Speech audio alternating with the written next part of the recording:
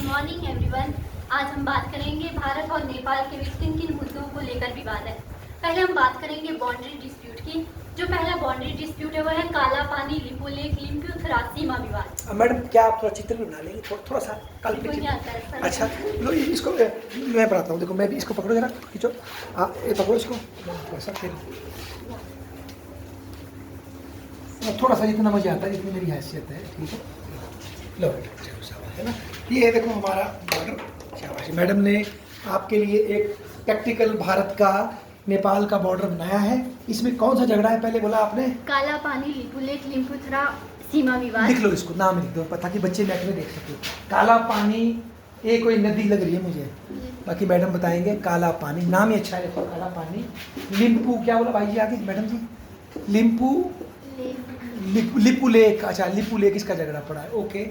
And लिम या वाह वाह वाह, क्या पढ़ो इसको? लिम्पिया छुरा, चलो छुरा, जो भी छुरा है वो तो माती बुत भी रहता है ना पास में। तो ये इस तरह का एक झगड़ा है। बताओ मैडम, शाबाश। भारत और नेपाल के बीच जो सबसे प्रमुख और पुराना विवाद है वो है काला पानी लिपुलेख और लिम्पियाथुरा क्षेत्र को लेकर। ये विवाद हुआ 1816 की जो संगोली संधि होती है उससे उत्पन्न हुआ था। अच्छा 1816 लिखो लिखो।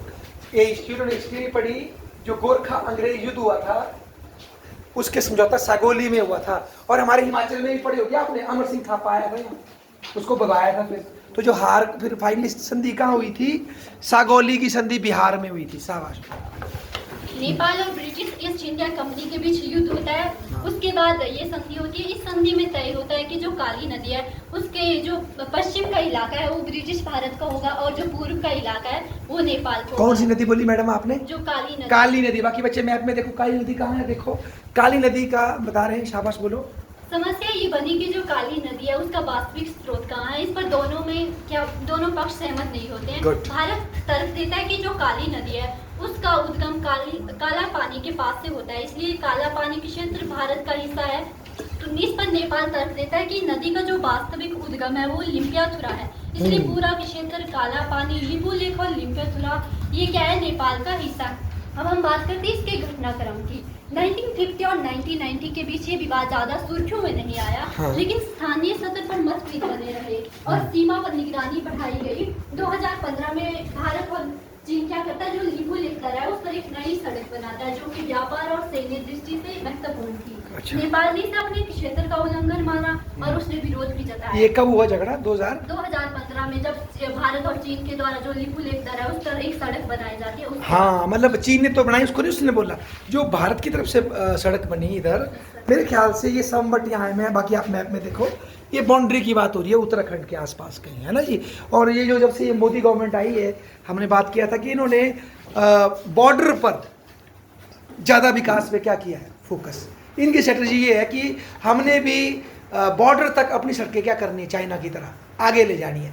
62 के बाद क्या हो गया था बेटा, हमारी सोच हो गई थी कि चाइना के साथ बाउंड्री सड़कें मत बनाओ, ताकि चाइना इजीली ना आ सके अंदर। आएगा तो उसको घेर के मारेंगे हम पहाड़ों के अंदर। पर अब ये सोच बनी है इनको, इस गवर्नमेंट के आने के बाद, कि नहीं हमने बॉर्डर को क्या करना है, डेवलप करना है। उसके जैसे उसने सड़क बनाई वैसे हम भी बना के देंगे।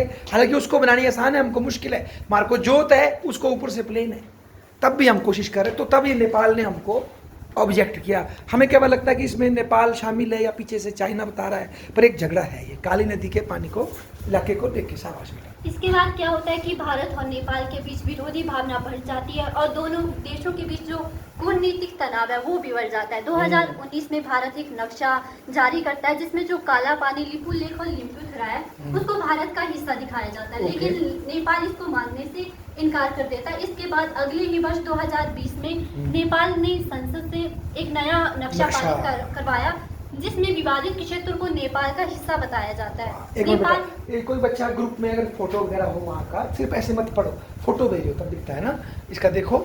और बाकी जो इन्होंने बात बोली नक्शे की लड़ाई, चाइना के साथ हमारी लड़ाई ऐसी हुई थी, कास्ट नक्शे पे हुई थी शुरू। कारण और भी हो सकते हैं। हमारे नक्शे में अक्साई चिन्ह हमारे पास था और उन्होंने नक्शा बनाया उसमें अक्साई चिन्ह चाइना के पास था, फिर वो विवाद शुरू हो गया था ना। आगे बोलो। शाबाश। नेपाल का कहना था कि ये नक्शा उसकी संप्रभुता और ऐतिहासिक हक को दर्शाता है। अब हम बात करते हैं कि इसका प्रभाव क्या पड़ा। इस विवाद का प्रभाव से जो दोनों देशों के बीच संबंध थे उन पर गहरा प्रभाव पड़ा। जो सीमावर्ती इलाके थे उनमें सुरक्षा और निगरानी बढ़ गई। नेपाल में भारत विरोधी भावना जागृत हुई और मीडिया में ये मुद्दा बार बार उठता रहा। ये विवाद भारत और नेपाल के कूटनीतिक संबंधों को प्रभावित करता है। अगर इसके समाधान और वर्तमान स्थिति की बात करें तो इस विवाद का अभी तक कोई स्थायी समाधान नहीं निकला है। विशेषज्ञ है वो मानते हैं कि बातचीत के द्वारा या फिर सीमा सर्वेक्षण के द्वारा इसका हल किया जा सकता है। 2020 में जब नेपाल के द्वारा नक्शा दिया जाता है उसको भारत मानने से भी इनकार कर देता है।